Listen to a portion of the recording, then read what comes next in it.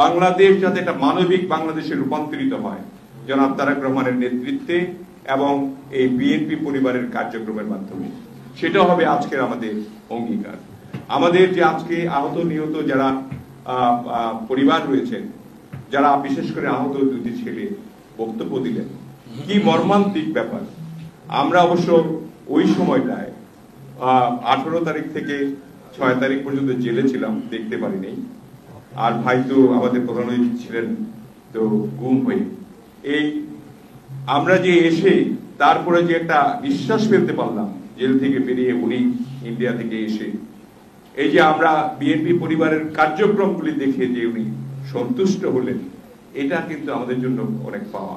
এবং প্রধান পৃষ্ঠপোষক জনাব তারেক রহমান, তিনি সর্বদা রোমনের সঙ্গে যোগাযোগ রেখে আমাদের যেখানে যেখানে, আমাদের আহ্বায়ক যেখানে যেখানে যখন খবর পান যে ওই জায়গাটা ওই লোকটার কিন্তু খোঁজ খবর নেওয়া হয়নি, এই অন্তর্বর্তীকালীন সরকার কিন্তু কার খোঁজ খবর নেয়নি, নিয়েছে শুধু এনসিপি যে লিস্টটা দিয়েছে এই লিস্ট অনুযায়ী।